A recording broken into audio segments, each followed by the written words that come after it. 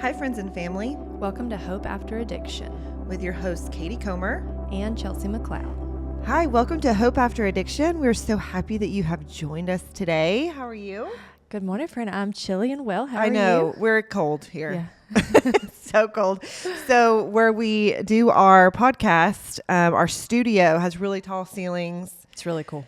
Carlos, our producer, tries to warm it up for us when we get here, but it was not warmed up well. It was so cold still. So I have like my huge blanket on us like a blanket, like huge jacket on like a blanket. So Yeah, we're it's getting freezing warm. out That's here. right. So when we're recording this, I don't know when you're going to watch it, but hopefully it's around the new year, because that's what our podcast is about today. It's our word of the year that we have prayed over and said, God, what are you trying to teach me for this year? Yep. And it's for the upcoming year. At least that's what I did. Yes, Okay. me too. Yes. I was like, we've done it a few years now. It's Yes. like, I'm pretty sure it's for our Yeah. word for the upcoming year, 2025. And we've done this, I think this is our third year doing Yeah. this. And because I actually went back through my notes. you? Yeah. Because I feel like sometimes I'm like, God, are you telling me the same word? I I mean, know. make sure it's not the same word for the year. We might be like double teaching me. Yeah, it feels but- like that sometimes. yeah, sometimes. So we like to do that just to kind of even challenge ourselves of what we would love for God to teach us and where we feel convicted maybe, or so that's what we're doing today. Yeah, and it's fun because resolutions are one thing, and it Yes, can be that's fun. so specific Yeah. to just situations in your life or health or whatever. You're a better reader, whatever you want it to be. But choosing a word is a blanket over everything in your life. Yeah. And like Katie said, something that you struggle with, something you want God to work on in your heart, something you want to be better at for the kingdom, but it's just a blanket. So even if it is taking care of yourself, here's your word to be better at taking care of yourself. And so I always say we never Word know or what phrase. one year, Yeah, if you will. word or phrase, because it can be more than one word. But we never know what a year holds. And so that's what's always, it's been kind of neat and scary all at the same time, how our words infiltrate what a year holds for us. You know, and I remember a couple of years ago, it was surrender for me, and I had no idea what God was going to ask me to surrender that year, but it was a lot. But because God had so boldly given me that word, surrender came a bit more peaceful Oh, good. because I Yeah. knew that God had called me to do that. So it's kind of neat when you pray and ask for this word and how he uses it in a year. And don't be scared when he gives you a bold word. Don't be scared. Well, Don't be intimidated by that. Yeah. Because he's going to use it. And great. I was like thinking of my word, and I was telling Adam, I was like, it kept coming back to me, and I was like, but I actually don't want it to be this Oh, word, yeah. because like, what does that mean? Uh-huh. What does that mean though? He was like, Katie, if that's the word, it's the Yep. word. It is so, that was like surrender. I'm like, no, that That's can't. definitely not the word. Yep. You try and push it off, and God's like, oh, yeah. Yeah. So we're saying this Yeah. because, and she brought this up a few years ago because I had never done this. You know, sometimes you think of it like, what's your phrase or word for your family? Because some people do that. You know, they think of, you know, that for their family, but like for you specifically. And I've always thought about resolutions. I want to be healthy. I want to, Yeah. you know, do all Yeah. this stuff. But, and that's great. It's great resolutions, but the word for the year, my word for the year last year was intentional. And so just being intentional about, Being healthy. being healthy Anything, or yeah. anything really. So, Yeah. but. And so you do did a wanna great job. start? I'll start. Okay. Yeah. Yeah. It's funny. I actually got mine Sunday, which is crazy because I just started thinking about, and God so boldly was like, it was in a song. It was just, and mine's 2 words, Okay. one phrase, but 2 words, but mine is one day. So this is 2 completely different spectrums, but both the same word. But mine goes back to Matthew 6:34. Therefore, do not worry about tomorrow, for tomorrow will worry about itself. Each day has enough trouble of its own. So my 2 perspectives on this, and I really struggle being in the moment sometimes and just knowing that today is all I have. And, you know, there's that question that's gone around is, if you knew today was your last day, what would you do differently? how would you live your life? That person that you know that doesn't know Jesus, would you share the gospel with them like you've never shared before? Your children, would you hold them tighter? Would you do the things that you're holding off to do? You know, and I think I've had to ponder, because I come from a single mom and we didn't have much, but mom was always really good about doing things and adventures, but I like savor things and I wait. And so it's even the simplest things like my boys' clothes, like the cutest little outfit. And I found a couple times that I've savored them and I go to put them on the boys and they don't fit anymore. Oh. And that's something that's so trivial and simple, but it actually goes to a larger realm in my life of quit saving what God's given you today. He's given you a gift today. He's given you a blessing and he wants you to enjoy today. But it also means for me in the trials and tribulations that I want to keep my perspective on one day in heaven. And so often I can get so focused on the horizontal of the here and now and my little bubble of what's going on or what I'm stressed with or what I'm struggling with. And I want to always remember every day that I have one day up there and I have one day right here. And that's all that I have to focus on. And so just to keep me in the moment, I feel like I'm in a precious season with the boys and I don't want to miss it. And I feel like I'm missing it. You know, I think we struggle. It's just life and life's crazy and chaotic. And God's given me this word is to be more bold for the gospel. You have one day, you have one chance with this person, one day. And so in that realm of here today is all you have, but also keep your eyes focused on heaven. So good. So I love that because I think that it's so easy for us, especially as moms of young ones, just to let the day go on and let the day pass without really stepping into what God's called you to do specifically. So if it's being intentional with, you know, a loved one or somebody you just met, from the outside looking in, I feel like you do a great job. I do. I feel like you're very intentional and you pour into people and you're a yes person and you make things spin and you make things go round. So from the outside looking in, but I know that God reveals stuff to us specifically, you know, that I just think that's wonderful. And just to realize where God is working on your heart. Yeah. And, but I think it's just so natural for us. I know for me, it's so natural not to do that as just a parent of a mom with littles. I think it's easy for us to kind of just let things, you know, just let the day go by, you know, and not think about the intentionality of the day of, so. Even the rat race, you know, I just feel like I'm missing so much. And I'm like, okay. It's so easy to do, you know, in the busyness of life. And so that's great that God gave you that. Well, I love it. And you said one time about laundry, the mundane of being a mom in a young season, but praying over the socks. Like, what can you do? You know? Yeah. That's, I need to be better about it, but I do remember God was very, that God was, convicting me. I was just like, stupid laundry all the time. Piles and piles. Stupid one sock here, one sock there. Yep. Yeah. It's just like, where's the other sock? Yes, we've had a discussion this week. John's like, where do my socks go? I'm like, I don't know. Says every other person. It literally is they eat wild. Them. Yeah, they eat them. I know. I feel like we've had this conversation. Maybe we have. Have we? I mean, I think we have. I feel like we had this conversation when we were doing this, but probably. Yeah, so, but just getting back to the point.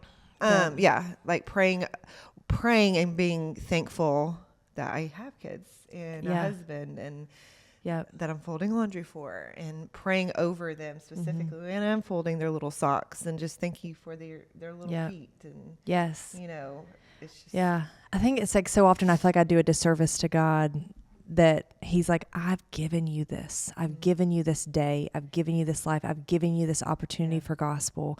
I've given you this. And in the chaos, I miss it. And so that one day is I want that reminder every day that what you have is right here, right now.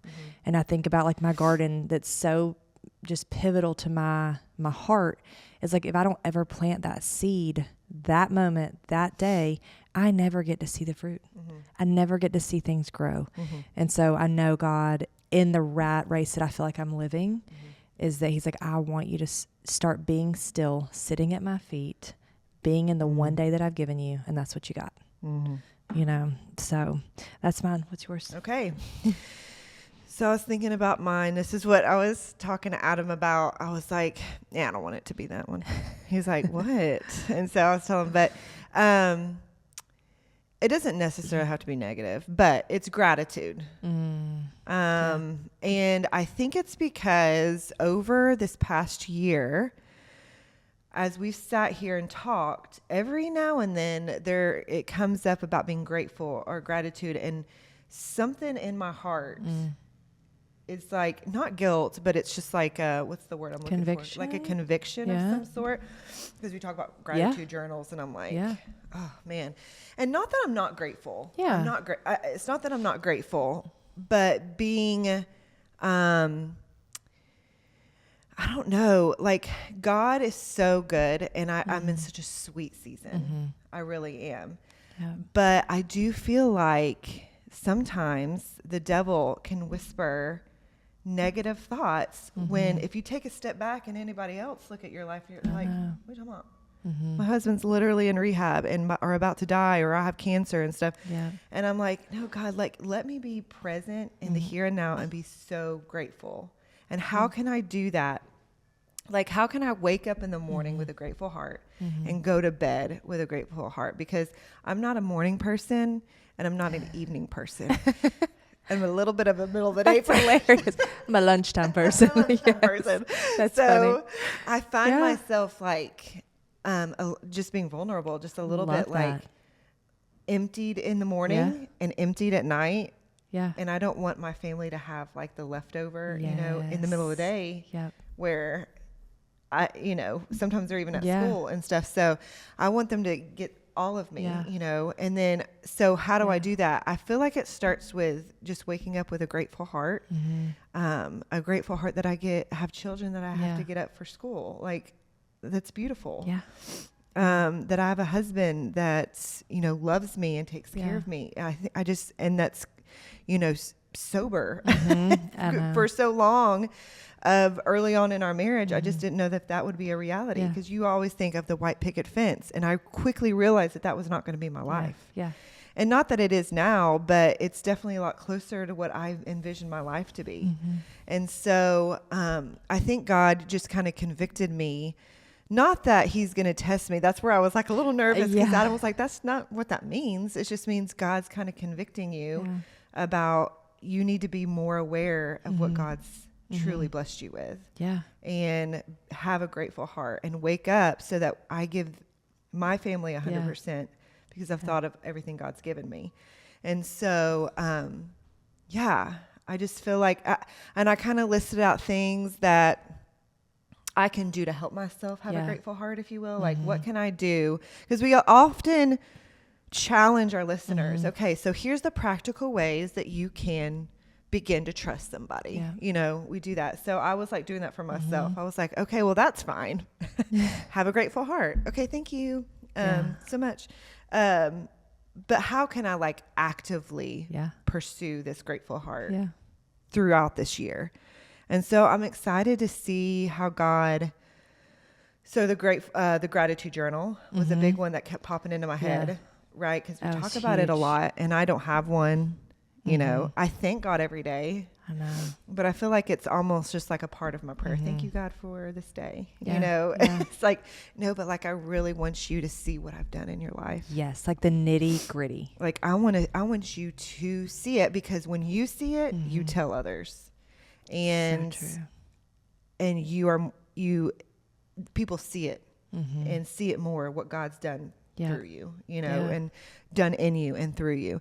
And so I think that I'm excited to see what God does with a grateful heart, if you will, and being more intentional, pursuing a grateful heart.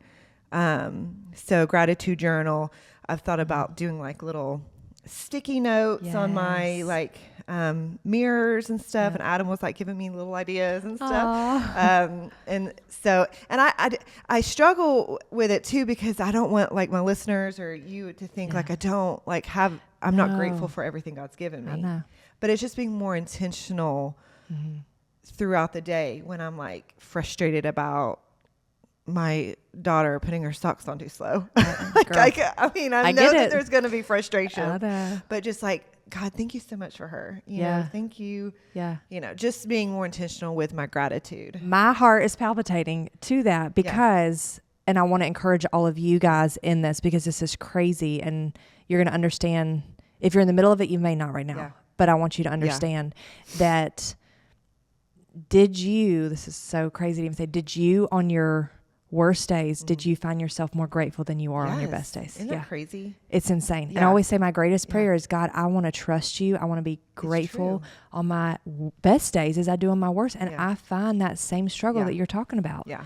And I'm like, it was crazy because when you're in the muck and the mire that so many of you guys are in, you wake up and you are thankful for everything, the breath in your lung. I mean, everything, because I think in the middle is, you know how bad it is. Yeah. But I think so often we can forget how bad it was and how grateful. Like you said, you're living the life today that you dreamed of as a little girl. Yeah. And I should be the most grateful. And I am grateful. You are, yes. But like, I think it's because like what you were saying, you draw so close to the Lord. Yeah. In the times of desperation and when your life, for me at least, and a lot of our listeners, we've noticed that and we hear that, like, I am closest to the Lord because I'm clinging to him.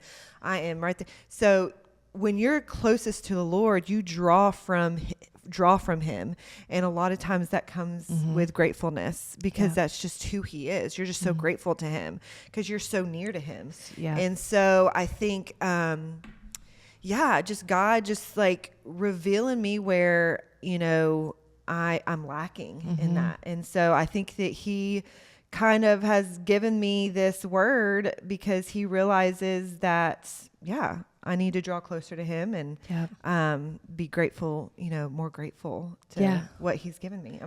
I'm excited to see what I he does. know, because it doesn't mean that Katie's not grateful. I mean, I think one of the most beautiful things about our tough journeys and our heart-wrenching journeys is it gives us an insatiable desire for the Lord unlike anything we've ever had. And so for Katie right now, I would say that your gratitude is not enough because of the insatiable desire that's been put in your heart by God. And I hunger for that every day. Yeah. Like, and I think even this, my word, your word, comes from that insatiable desire through our seasons to be grateful for the days that we have and to see what God's doing every moment of every day, because we've lived hell, we've lived beauty, you know, and we want that insatiable part of Jesus. Yeah, I have told Adam the last month or two, I just sit down and I'm so happy. and so I think God's already starting to work in my heart, and I'm just sitting there and we're doing something as a family or whatever it is. Like, this week specifically, I was just sitting around like looking at my family. I'm just so happy and so thankful. I really am so grateful. And they both had field trips this week, and one of them had one on Monday. The other one had one on Wednesday. I was able to go and be with them and just love on them. And I just sat there eating dinner with Adam. I was like, I'm just so grateful. I'm just so thankful, you know, and and so I think that God is working on that with me. But it's, cool. You know, waking up with that attitude, you know, going to bed with that attitude when it was a harder day, or, you know, so just continuing. And how can I act that out? Because I do think once I have a more grateful heart and God's really working on me, that it'll show on the outside, and, you know, it'll be Oh, I love that. Yeah. I love that. It like fills me up. I'm like ready to go home and get to work, you know. I love it. I want to say, for any of y'all who have not done a word of the year or have not watched past episodes, kind of an application part to it, I would say the first one would be to pray for your word. Yeah. Let God give you a word. He wants to give you a word. He has something that he wants to work on in your heart. And so pray for that and God will give it to you. And I'm such a perfectionist that I'm like, if I don't have it by January 1st, I'm not doing it. Keep praying. If you don't have it by January 1st, keep doing it. Another option, Katie kind of mentioned it. We love to do a family word for us and the kids to have a word, which I know Jude can't have one yet, but my cousin does it, and they have a little blackboard that sits on the kitchen counter, and the family words there and all the kids' words. So every day you're reminded. Release expectations of it. I think Katie said we get kind of tense when we're like, but what does this mean? Is this going to be negative? Like, release all expectations, because that when he gives you a scary word, it's like, but you don't know what he's going to do in it, which is really special. Yep. Reflect the last year, contemplate in the year ahead. Reflect what you struggled in last year and what you want to be this year. How do you want to be stronger for the kingdom this year? What did you struggle with last year? And just be in prayer over your word, and God will He'll give you your word. He will. And He'll begin to change your heart, like Katie's talking about. Like, she can already feel God working in that, which is so cool. Yeah. Like, yeah, that's exactly right. Yeah. I love that. Yeah. You fire me up. I know. Yeah.